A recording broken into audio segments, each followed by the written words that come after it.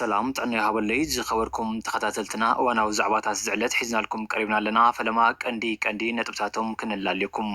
ድሃዩ ካብ ዝጠፍእ ልዕሊ 3 ሰሙናት ዝተቆፀረ ልፍዓተይ ተስፋ ከቢድ ኣካላዊ መጥቃዕቲ ከም ዝበፅሖ ይውዛዕሎም ኣብ መንጎ ክልተ ደቂ ኣንስትዮ ዝተጀመረ ደም ምፍሳስ ንምዕጋት ካብ ትግራይ ናብ ደንበር ዓፋር ዘምርሑ መራሕቲ ሃይማኖት ኩናት ከይግበር ወጊዞም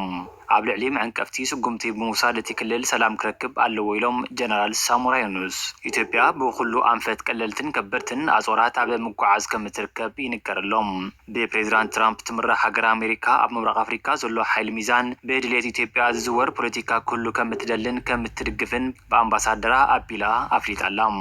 ዝኸበርኩም ተኸታተልትና ናይዚኦምን ካልኦት ዛዕባታትን ምክታል ላይክ ሼርን ሳብስክራይብን ብምግባር ስድራ ቤትና ክትኮኑ ብምዕዳም ናብ ዝርዝሮም ክንሰግር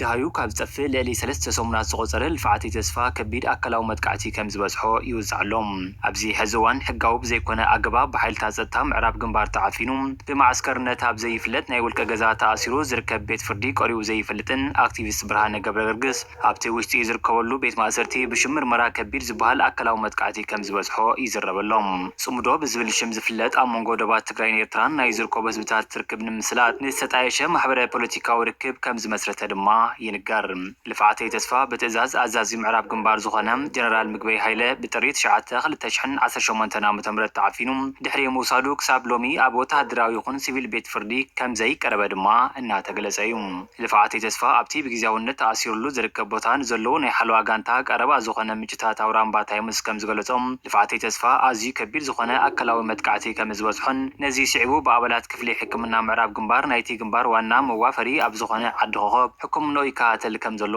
ጸብጻብ ኣውራምባ ታይምስ የመላኽት ልፍዓተይ ተስፋ ቅድሚ 10 መዓልቲ ኣካላዊ መጥቃዕቲ ክበፅሖ እንተሎም ወነሲሒቱ ከም ዝነበረን ናብ ግንባር ምዕራብ ማእከል ሕክምና ብወልቸር ከም ዝተወሰደን ምንጭታት ኣውራምባ ታይምስ ሓቢሮም ቅድሚ ሒደት መዓልታት ኣዛዚ ኣርሚ 15 ዝነበረን ድሕሪ ውሳነ ልዕሊ ኮር ብግዝያውነት ተኣጊዱ ዝጸንሐን ጀነራል ጉዑሽ ገብረ ብተማሰሊ ዋንነቱ ኣብ ዘይተፈልጠ ዘይተዛዘመ ህንፃ ተኣሲሩ ድሕሪ ምጽናሑ ሳላ ድምፂ ስድራ ቤቱን ብጾቱን ብዋሕስ ከም ዝተለቐቐ ዝዝከር እዩ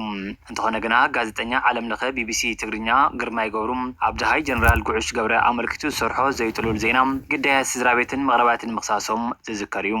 ብተዛማዲ ኣንቃሒ ኣፈኛው ውድብ ሕወሓት ኣረጋይ ቢተው ኣብ ብራኸሾው ኣብ ዝነበረ ጻንሒት ልፍዓተይ ተስፋን ጀነራል ጉዑሽ ገብረ ኣመልኪቱ ኣብ ዝሃቦ መብርሂ ልፍዓተይ ተስፋ ኣክቲቭ ሰራዊት ብምዃኑ ብወተሃደራዊ ሕጊ ናብ ኣሃዶ ተሳሒቡ ይህነጽ ከም ዘሎ ምግላጹ ዝዝከር እዩ ቢሮ ሰላምን ጸጥታን ትግራይ ኣብ ጉዳይ ጀነራል ጉዑሽ ገብረ ኣመልኪቱ ልዕልነት ሕጊ ንምርጋጽ ብውዕቱ ከም ዝሰርሕ ዝገለጸ ኮይኑ ዛጊድ ብዛዕባ ልፍዓተይ ተስፋ ዝበሎ ነገር የለን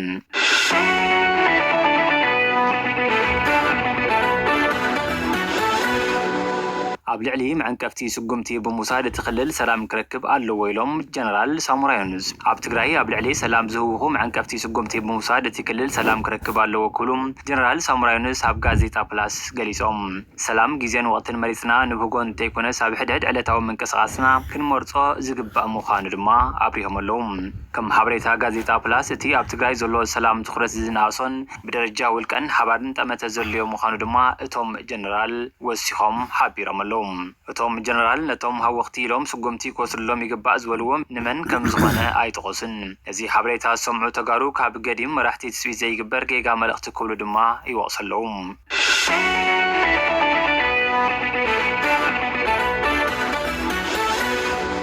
ኣብ መንጎ ክልተ ደቂ ኣንስትዮ ዝተጀመረ ደም ምፍሳስ ንምዕጋት ካብ ትግራይ ናብ ደንበር ዓፋር ዘምርሑ መራሕቲ ሃይማኖት ኩናት ከይግበር ወጊዞም ኣብ መንጎ TDF-ን TPF-ን ክልተ ደቂ ኣንስትዮ ዝተጀመረ ደም ምፍሳስ ንምዕጋት ካብ ትግራይ ናብ ደንበር ዓፋር ዘምርሑ መራሕቲ ሃይማኖት ንተጻባቲ ንምርካብ ዝገበርዎ ፈተነ እኳ እንተዘይሰመረ ክሳብ በኣካል ዝረኽብዎምን ዘዘራርብዎምን ኩናት ከይግበር ድማ ወጊዞም ኣለዉ እቲ ዘይሰመረ ፈተነ ዕርቂ ካብ ኩሉ ሃይማኖት ዝተዋፅኦን መስቀል ሒዞም ከም ዝኸዱ ድማ ንምፍላጥ ተኻኢሉ እቲ ዝተሓሰበ ዕርቂ ዘይተተግበረ ዝምልከቶም ተጻባቲ ክርከቡ ፍቃደኛታት ብዘይ ምዃኖም ድማ ተገሊጸሎም መራሕቲ ሃይማኖት ትግራይ ንልዕሊ 3 ዓመት ዕርቂ ዝፈተኑ እንትኾኑ እቲ ዕርቂ ዘይሰመረሉ ምኽንያት ናይ ሓደ ወገን ደገፍ ስለ ዝህቡ እዩ ክብሉ ብዙሓት ተንተንትን ተመልከትን እናወቐሱ ይርከቡ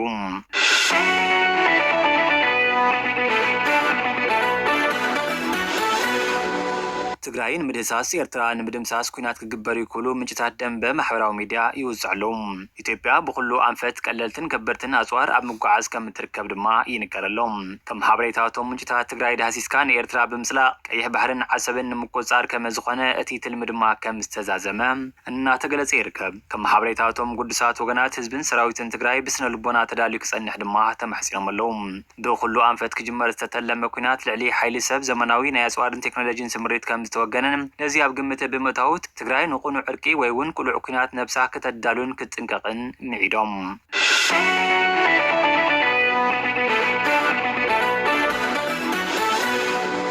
ብፕሬዚዳንት ትራምፕ ትምራሕ ሃገር ኣሜሪካ ምብራቅ ኣፍሪካ ዘሎ ሓይሊ ሚዛን ብድሌት ኢትዮጵያ ዝወር ፖለቲካ ክህሉ ከም እትደልን ከም እትድግፍን ብኣምባሳደራ ኣቢላ ኣፍሊጣላ። ከም ሓበሬታቶም ላዕለዎት ሶማያን ሰብ መዝን ድሕንነት ወያነ ዝመርሖ ፖለቲካዊ ቁጠባ ናብ ቻይና ዝዘንበለ ብምንባሩ ነቲ ስሕተት ንምዕራም ኣሜሪካ ኣብ ኢትዮጵያ ዝምራሕ ድሌታት ንምፍጻም ከም እትሰርሕ ድማ ሓቢሮም ኣለዉ። ኣብ ምብራቅ ኣፍሪካ ዝኽፈት ኩናት ወይ ዝህሉ ሰላም ብድሌት ኣሜሪካ እዩ ዝበሉ እቶም ምንጭታት ድሌታት ግብፅን እስራኤልን ግዜኡ ብምዕጋት ኢትዮጵያ ትብጎን ትመርሖን ድሌት ፖሊሲ ንምፍጻም ከም እትሰርሕ ብኣምባሳደራ ማሲንጋ ኣቢላ ድሕንነታዊ ቅዋማ ብሕቡእ ከም ዘፍለጠት ምሕባሩ ገሊጸሎም። ዋና ምክንያት ናይዚ ውሳነ ድማ ኢትዮጵያ ድሌት ኣሜሪካ ዘስምር መራሒ ብምህላዋ እዩ ክብሉ ድማ ተዛሪቦም ኣለዉ።